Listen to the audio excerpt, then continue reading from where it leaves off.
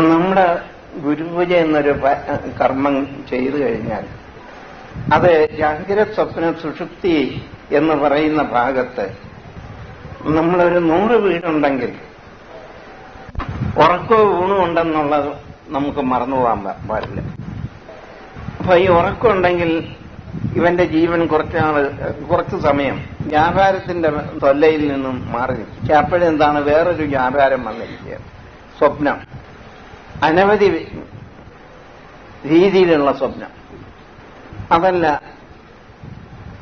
പ്രത്യക്ഷീകരിച്ച് കാണുകയാണെന്ന് വിചാരിക്കുക.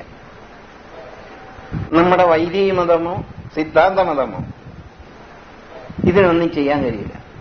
കാരണം നമ്മുടെ പൂർവ്വന്മാരെ ആരാധിച്ചും വേദനിച്ചും നഷ്ടപ്പെട്ടും കഷ്ടപ്പെട്ടും എടുത്ത ഈ കർമ്മഗതി ആണ് ഈ സ്വപ്നം. അപ്പൊ ഈ സ്വപ്നം വന്നിട്ട് നമ്മളെ നശിപ്പിക്കുക. അത് ഇവിടെ ഇരിക്കുന്ന അധികം പേർക്കും അനുഭവം ഉണ്ടാവും. ഇങ്ങനെയുള്ള സ്വപ്നം കണ്ടാൽ നേരം വെളുത്ത് എണീക്കുമ്പോൾ ഈ കൈയുടെയും കാലിന്റെയും അങ്ങനെയല്ല ഓരോ അവയവങ്ങളുടെയും സന്ധി തോറും വേദനയാണ്. ഈ വേദന രോഗമാക്കി മാറ്റുന്നു. അത് പിന്നെ നമുക്കൊത്ത വിധത്തിലൊക്കെ ശാസ്ത്രീയമായിട്ട് പറഞ്ഞു വെച്ചിരിക്കുന്നു.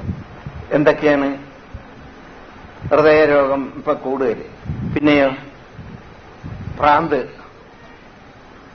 ഈ ഏതെല്ലാം വിധത്തിലുള്ള ഉന്മാദമാണ് ഉള്ളതെന്ന് പറഞ്ഞറിയിക്കാനൊക്കാത്ത ഇന്ത്യയിൽ കുറെ കുറവുണ്ടായിരുന്നു. ഇപ്പൊ അത് വർദ്ധിച്ചിരിക്കുന്നു. ഓരോ വീട്ടിലും പെണ്ണും ആണും ഭ്രാന്ത്. ഇതിനാർക്കെന്ത് ചെയ്യാൻ കഴിയും? വേണ്ട, പെണ്ണ് ശാരീരികമായി കഴിവില്ലാത്തവൾ, പിന്നെയോ അവൾ ഉഷ്ണരോഗി.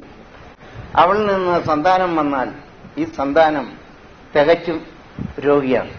ഇതാണ് അവളുടെ നാഥനായിരിക്കുന്ന ചില, ഞാൻ എന്റെ നാട്ടിലെ കാര്യം പറയാണ്, ഇവിടുത്തെ അല്ല,